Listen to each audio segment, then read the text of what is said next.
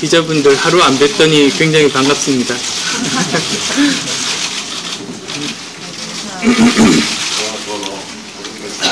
예, 안녕하십니까. 안철수입니다. 18대 대통령 선거에 출마하겠다는 말씀드린 지 보름이 지났습니다. 그동안 많은 현장과 지역 찾아뵀습니다. 명절도 있고 근무하던 소방서, 지구대의 고마운 손, 시장에서 앞치마에 물기 닦아 잡아주신 따뜻한 손, 또 광주항쟁 때 아들을 잃은 아버지의 무거운 손, 그 손 잊지 않겠습니다. 그 마음 잊지 않겠습니다. 그분들 앞에 무거운 책임과 부끄러움을 느꼈던 이 마음을 가지고 가겠습니다. 정치를 바꾸고 경제를 바꾸고 대한민국 바꾸라는 그 간절한 바람 실천하겠습니다. 낡은 체제 극복하고 새로운 미래로 가겠습니다. 제가 그 앞에 서겠습니다. 변화와 개혁을 바라는 모든 국민과 함께 가겠습니다. 수십 년 동안 정치와 경제 시스템을 장악하고 소수 기득권 편만 들던 낡은 체제 끝내겠습니다. 정권 교체는 그 시작입니다. 정치 개혁이 필요합니다.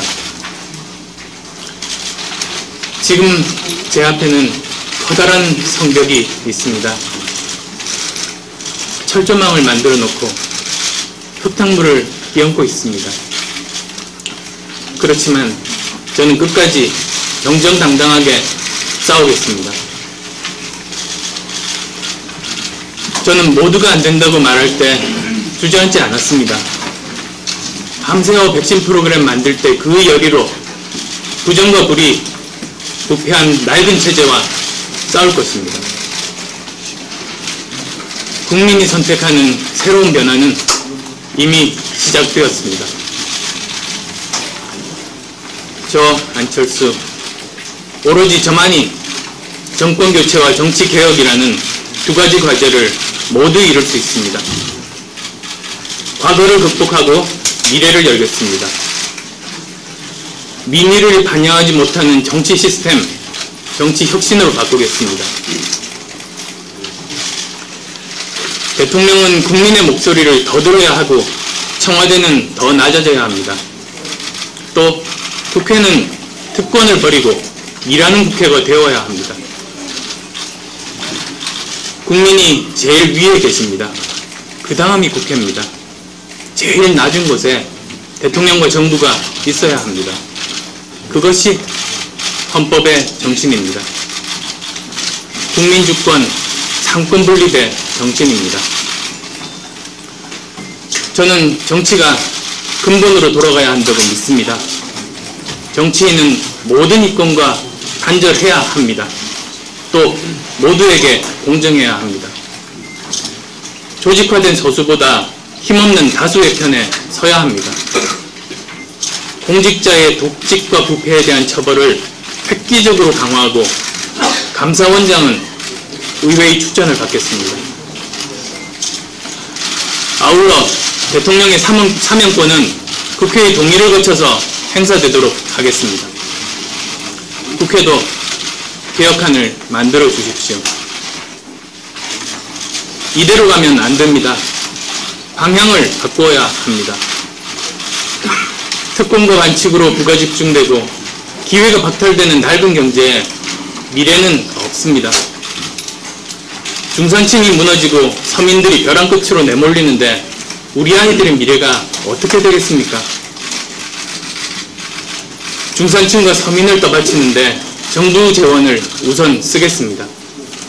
토목공사보다 사람에게 먼저 투자하겠습니다. 특권이 끊임없이 확대되는 불공정한 기득권 구조를 바꾸겠습니다. 저는 그것이 새로운 성장 동력이라고 생각합니다.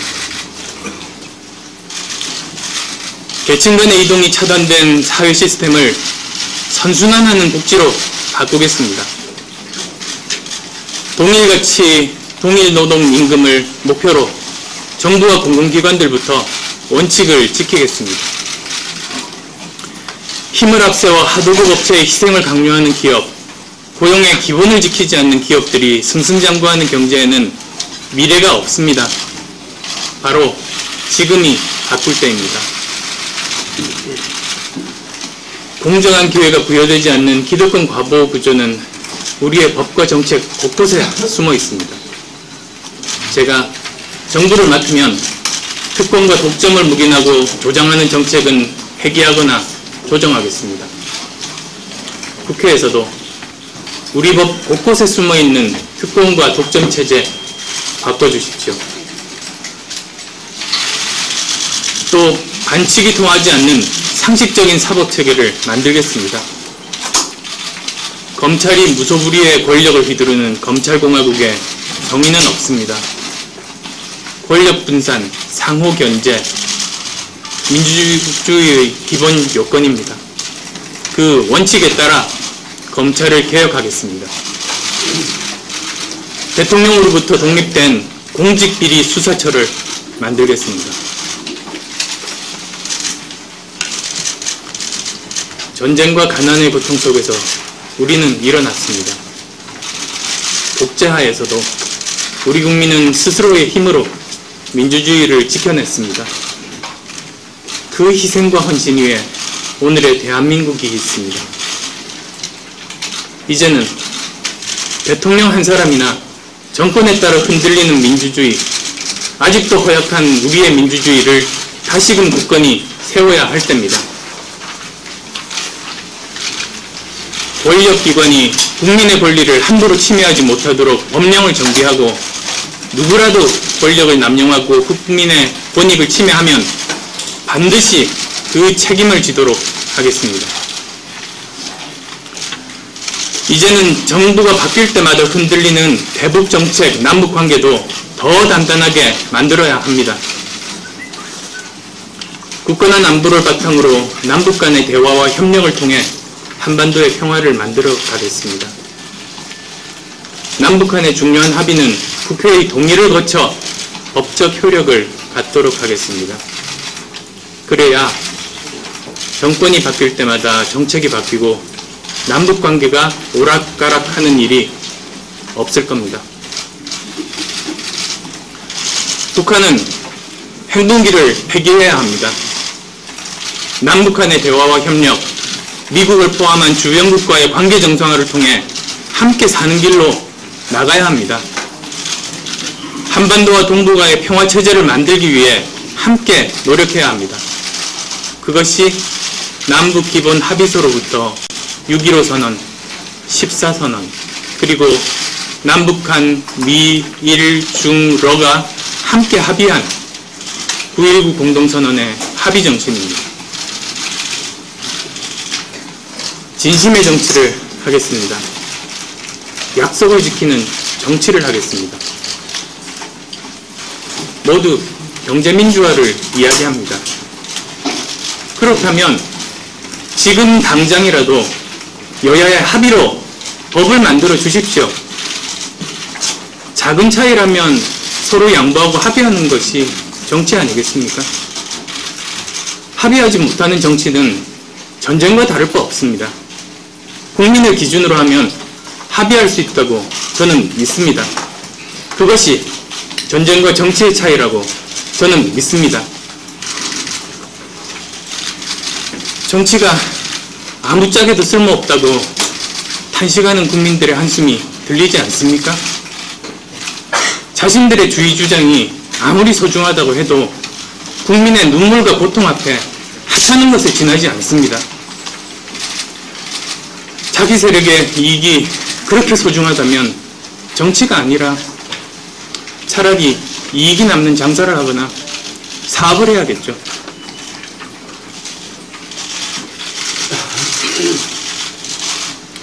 말은 무성하고 실천하지 않는 정치, 그런 정치는 더 이상 안 된다는 국민의 결심이 저를 여기 세워주셨습니다.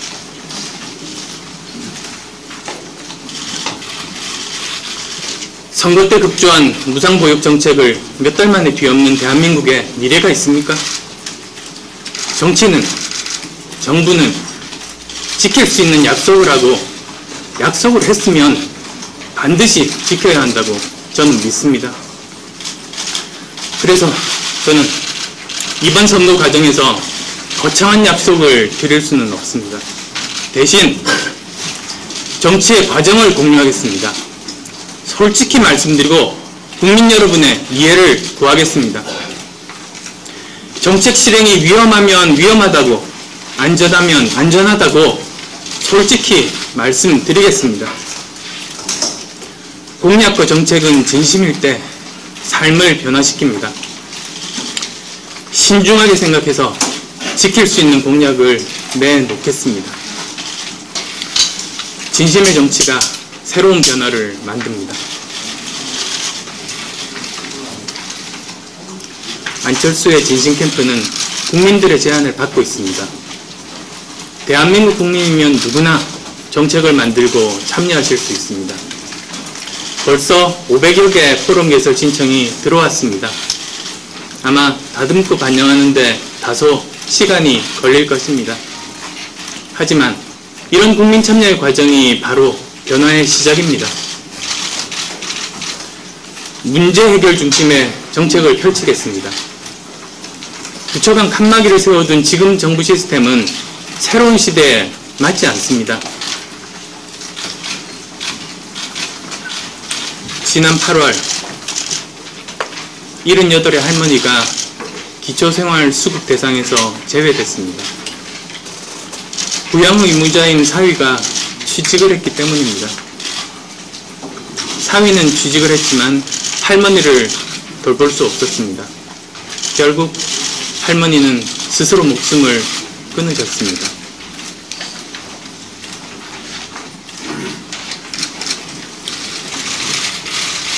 이런 일 앞에 저는 정말 화가 납니다. 분노하지 않을 수 없습니다.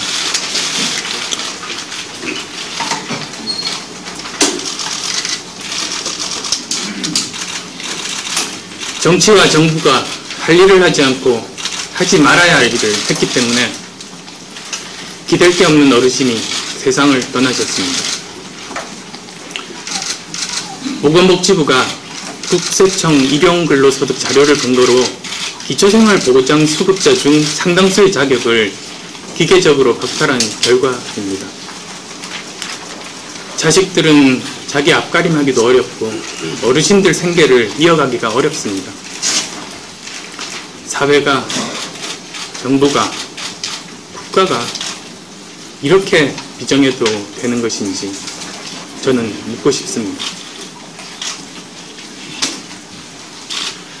국민을 보듬는 따뜻한 정부, 제 꿈입니다. 저는 얼마든지 가능하다고 믿습니다. 사람에 대한 예의와 정성만 있으면 예산을 알뜰하게 쓰면서 이분들을 돌볼 수 있다고 믿습니다.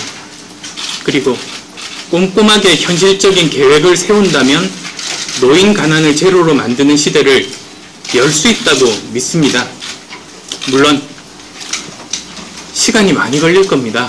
최소한 10년은 걸리겠죠. 하지만 지금 시작해야 합니다. 지금 대한민국은 궤도를 벗어난 아폴로 13호 같습니다. 아폴로 13호가 나사를 떠나 우주에 발사된 뒤에 문제가 생기자 나사는 자기들이 해결할 수 있다고 고집부리지 않았습니다. 각계의 다양한 전문가들을 불러 모았습니다. 그래서 복합적 사고 원인을 분석해냈고 아폴로 13호는 무사히 귀환할 수 있었습니다. 지금 대한민국의 사회 문제는 서로 뒤얽혀 복잡합니다. 문제 해결을 중심에 놓고 각 부처, 전문가, 그리고 국민들의 현장의 목소리가 함께 반영될 때 비로소 문제를 풀어낼 수 있을 겁니다. 제가 대한민국의 궤도를 바로잡겠습니다. 함께 문제를 풀어가겠습니다. 대통령 혼자 나라 끌고 가는 시대 끝났습니다. 전국 각 분야 전문가들과 국민들이 대통령과 함께 답을 찾는 대화와 소통의 구조를 만들어내겠습니다. 대통령이 군림하고 통치하는 시대는 이미 지났습니다. 대통령이 국민과 대화하고 협력하는 협치의 시대를 열겠습니다. 함께 해주셔야 국민 여러분의 삶이 바뀝니다. 그동안 저는 민심을 전달하는 사람이었습니다. 이제부터 저는 국민의 뜻을 실천하는 사람이 되겠습니다. 저와 안철수와 국민 여러분이 함께 만들어가는 미래는 이미 우리 곁에 와 있습니다. 그럼 이제 제가 생각하는 대한민국의 미래를 만들어가는 7가지 비전 말씀을 드리겠습니다. 첫째, 정치가 문제입니다. 국민과 함께 정치를 바꾸겠습니다.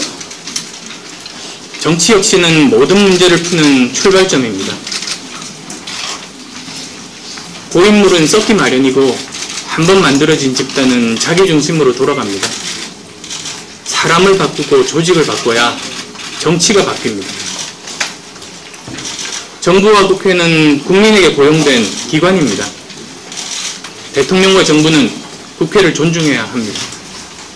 대신 국회는 국민의 뜻을 반영하기 위해 함께 노력해야 합니다. 국민의 뜻이 행정과 의회에 반영될 수 있는 대화의 마당을 만들겠습니다. 둘째, 일하고 싶은 사람은 누구나 일할 수 있는 경제를 만들겠습니다. 청년, 여성, 어르신의 경제 참여가 늘어야 합니다. 내수시장도 늘어야 합니다. 서비스 산업의 생산성도 늘려야겠죠. 새로운 성장 동력을 만들어야 이 모든 것이 가능합니다. 그러기 위해서 중소기업과 중견기업을 뒷받침하고 공정한 거래가 이루어질수록 있도록 해야 합니다. 중소기업청을 확대 개편하여 창업과 사회적인 기업을 대폭 지원하겠습니다. 한 번 실패해도 두 번째 기회가 주어져야 새로운 도전의 에너지가 만들어집니다. 세 번째로 교육이 문제입니다.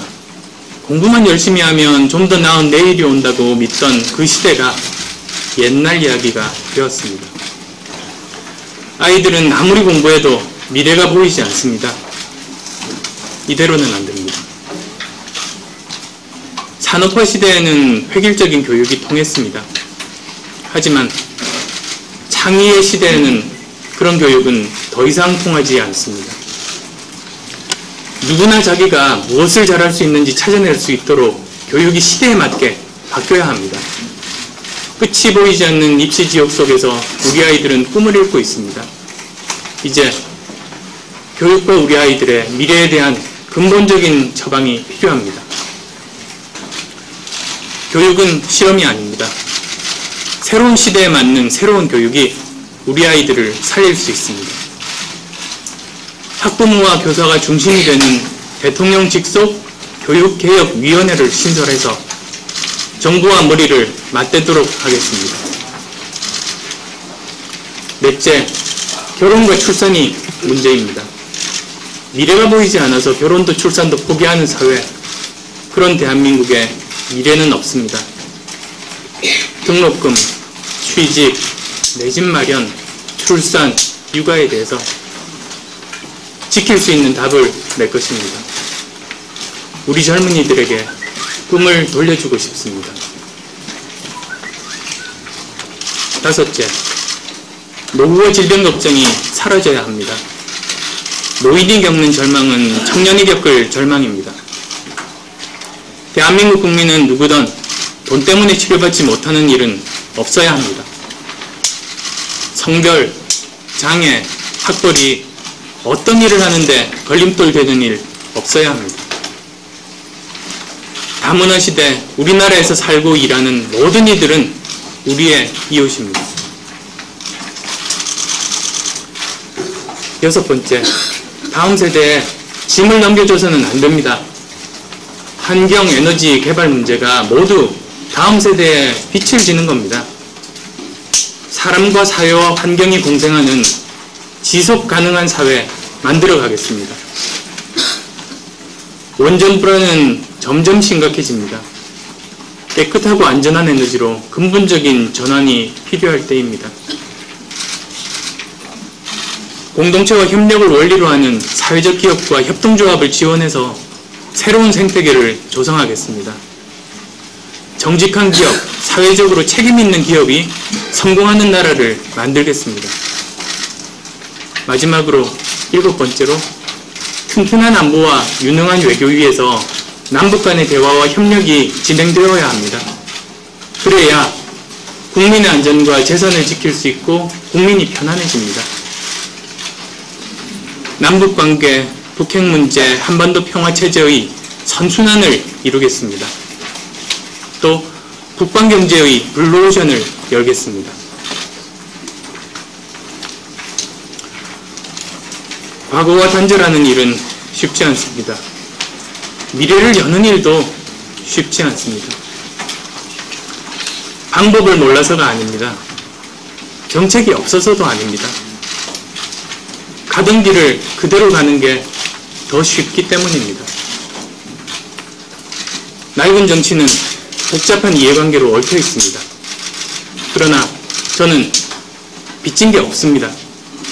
그러니 갚아야 할 것도 없습니다. 그래서 오로지 국민만 보고 갈 수 있습니다. 능력만 보고 공평한 인사를 할 수 있습니다. 공직은 전리품이 아닙니다.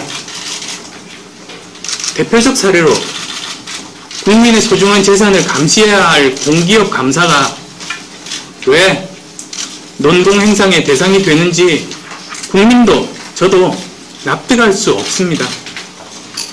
전 공직에 걸쳐서 전관예우나 낙하산 인사라는 말 사라지도록 하겠습니다.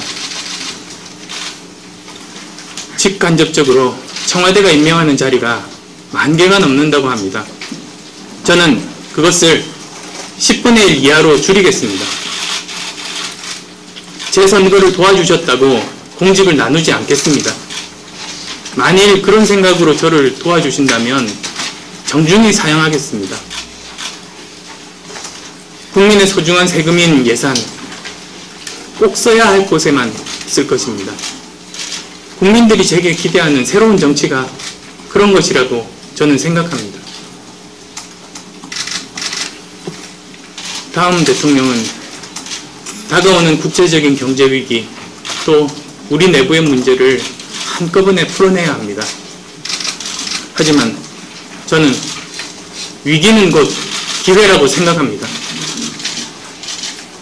위기와 갈등을 풀어내고 그 자리에 새로운 시대의 기반을 다지겠습니다. 저는 정치를 근본적으로 바꾸는 대통령이 되겠습니다. 더불어 함께 잘 사는 경제를 만드는 대통령이 되겠습니다. 이 모두가 저 혼자의 힘으로는 가능하지 않습니다. 그러나 변화는 이미 시작되었습니다. 국민 여러분의 참여가 세상을 바꿉니다. 감사합니다.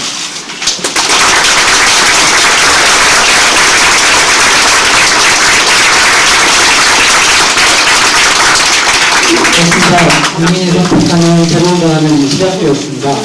안철수 후보의 정책기관 발표가 있었고요. 그 다음 그룹을 갖도록 하겠습니다. 힘들어주신 날,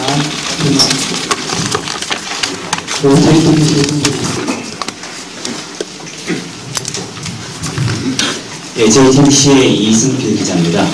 오늘 말씀 잘 들었고요. 지금 이제 그 야권부 단일화 전제 조건으로 이제 정치 혁신을 말씀하셨는데 오늘 주요 내용 가운데서도 정치 혁신 부분이 나왔거든요. 이런 내용들이 관철되지 않을 경우에 그럼 결국 단일화가 없이 끝까지 가시는 건지 일단 궁금하고요.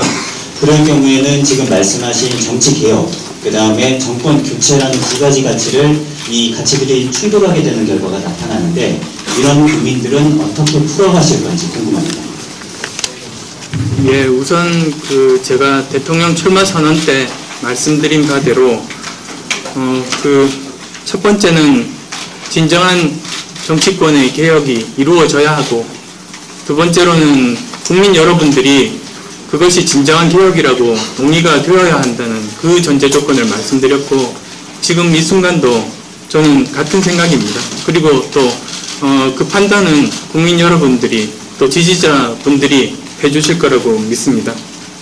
그리고 이제 저는 충돌이라고 생각하지는 않습니다. 정치개혁과 그 정권교체가 우선은 말씀드릴 수 있는 점이 이렇게 5년마다 대선이 이제 있게 되는데, 그 기간은 지난 정권의 에 대한 평가도 포함이 된다고 생각하고, 아마도 우선 지난 5년간 집권 여당에 대한 책임을 묻는 그런 선거가 진행이 될 거라고 생각합니다. 그리고 그런 기반 하에서 정권교체와 또 정치개혁은 둘이 상반되는 것이 아니라 같이 달성될 수 있는 그러한 부분이라고 믿습니다. 지금 국민의 판단 말씀하셨는데요. 어떤 걸 기준으로 국민들의 생각을 판단하실 건지요? 국민 판단 기준은 여러 가지가 있을 수 있겠습니다. 우선은 현장에서의 국민들의 목소리, 그리고 또 전문가분들의 평가, 그리고 여론조사, 여러 가지 다양한 방법으로 판단을 내릴 수 있을 거라고 생각합니다. 네, 질문 하나씩 받도록 할게요. 네, 동아일보 이남입니다. 동아일보 이남입니다. 남북관계 외교안보 관련해서 대화와 협력을 강조하셨는데요. 현 정부에서 천안함 사건과 연평도 사건 이후에 오리사 조치라는 남북 교류 중단을 선언하면서 두 사건에 대한 책임자 조치, 사과 없이는 오리사 조치 해제나 대화 재개가 불가능하다는 입장을 하고 있습니다. 이에 대해서 어떻게 풀어가실 생각이신지 말씀 부탁드리겠습니다. 대화의 선결 조건으로 걸다 보면 처음 대화 자체가 시작되기 어렵다고 지금 새 후보가 공히 생각을 공유하고 있다고 생각합니다. 그래서 저도 우선은 대화를 시작하고 그 대화의 과정 중에 사과 문제, 재발 방지에 대한 문제들, 그리고 또 여러 가지 경제 협력이라든지 민간 교류 문제들, 그런 문제들을 다 테이블에 올려놓고 거기에 대한 협의를 시작하는 게 맞다는 그런 생각입니다. 네, 다음 질문 받겠습니다. 네, 오베스입니다.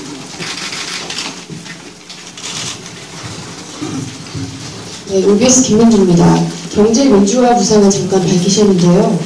그간 혁신경제를 강조해 오셨죠. 다만 구체적인 경제 비전이 없어서 여쭤보는데, 저는 물론 국민들도 궁금해하실 것 같습니다. 박근혜, 문재인, 안철수 이 세 후보의 경제민주화 정책에 대한 차이점이 무엇인지 설명해 주십시오. 네, 우선 제가 지금 비전에 대해서 말씀을 드렸고, 세부 상황에 대해서 오늘 또 이제 제가 잠깐 브리핑을 해드리고, 해당 분야, 정치개혁 분야와 그리고 이제 경제 분야에 대해서 두 교수님께서 자세하게 설명을 드릴 텐데요. 지금 경제민주화 부분은 우선은 제 생각은 그렇습니다. 경제민주화가 독립적으로 이렇게 굴러가는 것이 아니라 경제민주화를 통해서 많은 분들이 사회적인 안전망을 통해서 자유롭게 도전을 할 수 있는 그런 여건이 마련이 된다면 이분들이 시도를 통해서 혁신적인 그런 것들을 생산을 해내고, 그러면 그것이 혁신경제 그리고 경제성장, 저는 포괄적 성장이라는 그런 용어를 좋아합니다. 그래서 어느 한 분 그렇게 탈락되지 않고 모든 분들에게 혜택이 돌아갈 수 있는 그러한 경제성장으로 연결이 되고, 그러면 그 경제성장의 과실이 다시 많은 경제민주화와 복지 재원으로 쓰일 수 있고, 그렇게 양쪽이 선순환될 수 있다, 그런 생각들을 하고 있습니다. 그래서 따로 떼어서 이야기할 수 있는 것이 아니라 경제민주화와 경제성장, 그리고 복지와 혁신경제는 같이 갈 수 있는 것이다. 두 가지가 같이 가야지만이 완성된 형태의 그림을 그릴 수가 있다는 그런 생각인데, 아마 그런 전체적인 거시적인 관점에서 상위적인 개념에서 보는 그런 점은 저희가 다른 두 후보와 가장 큰 차이점이 아닌가 생각합니다. 네, 다양한 질문을 해주고 계시는데요. 질문 받겠습니다. 다음 질문. 이한석 기자 좀 해주시죠. SBS 이현석 기자입니다. 그건 남북 간의 대화 재개를 말씀하셨고, 오늘 기자회견에서는 핵무기 포기도 강조하셨습니다. 국방경제 블루오션을 열겠다고 선언하셨는데, 블루오션 구체적인 좀 프로세스와 향후 구체적인 계획 좀 듣고 싶습니다. 제가 2달 전에 썼던 그 안철수의 생각이라는 책에서도 이제 밝힌 바가 있는데요.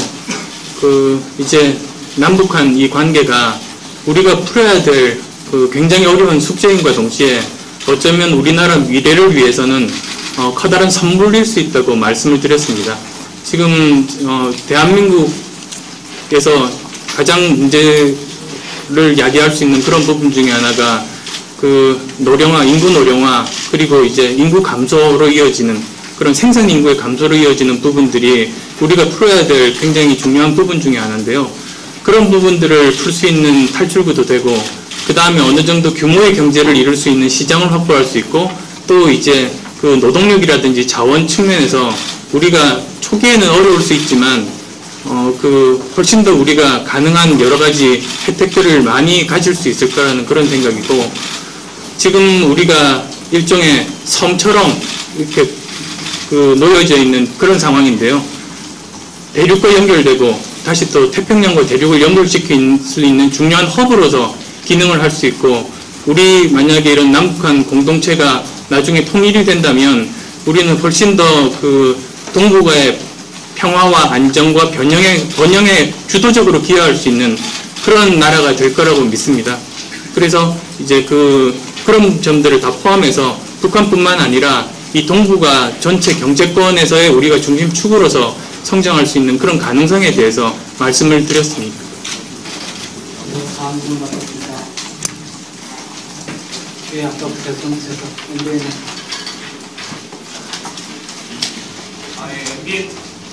네, 연구인 김태국입니다. 후보님 정책 발표 잘 들었는데요.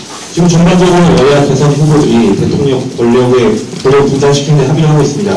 문재인 후보 역시 책임총리를 통해서 대통령 권력을 분산시키는 정책을 발표하고 있는데요. 대선 70일을 앞둔 현재 상황에서 문재인 후보가 책임총리제 혹은 공동정부를 제안한다면 이를 받아들일 의향이 있으십니까? 그 부분 역시 제가 몇 번 기회 있을 때마다 말씀을 드린 것 같은데요. 방법론적인 접근이라고 생각합니다. 그런데 방법론적인 접근은 보다 그 이전에 정말 진정한 정치 쇄신, 그리고 국민적인 동의, 인정이 있어야 그 다음에 방법론에 대한 논의가 필요할 거라고 보고, 저희 나름대로 정치 혁신에 대한 그런 부분들에 대해서 이제 지금 말씀을 드릴까요? 전체적으로? 잠깐. 이제 Q&A가 이제 더 없으시면 제가 이제 그 부분마저 설명드리고, 그 다음 이제 교수님들께 세부적인 사항 말씀을 드리려고 합니다. 이렇게 양해를 해주시면 조금 더 말씀을 드리도록 하겠습니다. 예, 그러면 간단한 결과만 우선은 제가 말씀을 드리겠습니다. 제가 사실 출마 선언 이후에 계속 정치 개혁은 선거 과정에서 시작되어야 된다, 그런 말씀들을 드렸습니다. 선거 이후에 만약에 당선되면 정치 개혁을 하겠다고 하면 다시 여야가 정쟁에 휩싸여서 절대로 저는 정치 개혁이 일어나지 않고, 오히려 정말 진정으로 정치 개혁에 대한 관심과 의지가 있다면 저는 지금 양당이 합의하면 지금이야말로 정치 개혁을 이룰 수 있는 거의 유일한 시점이라고 생각합니다. 그래서 그런 관점에서 저는 흑색 선전과 같은 낡은 선거를 하지 않고 정치 선거 과정을 바꾸는 그런 일을 하겠다고 말씀을 드렸는데요.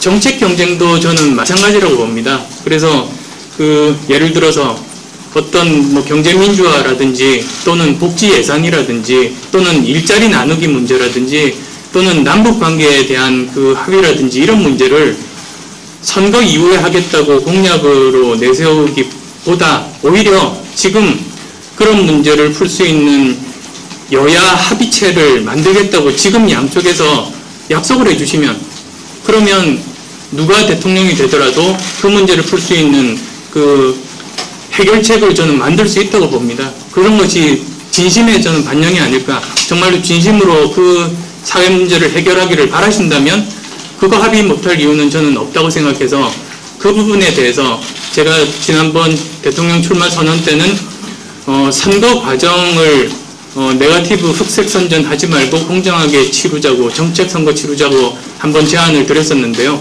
이번에 다시 제안 드리고 싶은 것은 정책 분야에서 꼭 3자 회동이 아니라도 좋습니다. 실무선이라도 좋은데 정책 합의를 이루자. 그러면 누가 대통령이 되더라도 이 사회 문제는 풀 수 있다는 희망을 국민들에게 저는 심어줄 수 있다고 생각합니다. 그래서 그런 관점에서 이제 그 자세하게 설명을 드릴 수 있을 겁니다. 그리고 또 이제 그 선거 정책뿐만 아니라 또 이제 여러 가지 현안 많은 경제 문제, 그리고 또 그 통일 외교 안보 문제, 그런 문제들도 이제 차츰차츰 거의 매주 중요한 주제들을 저희들이 선별해서 기자 여러분들께 또 국민 여러분들께 설명드리는 시간을 가지겠습니다. 네, 감사합니다. 네, 이상으로 기자 발표 마치겠습니다. 고맙습니다.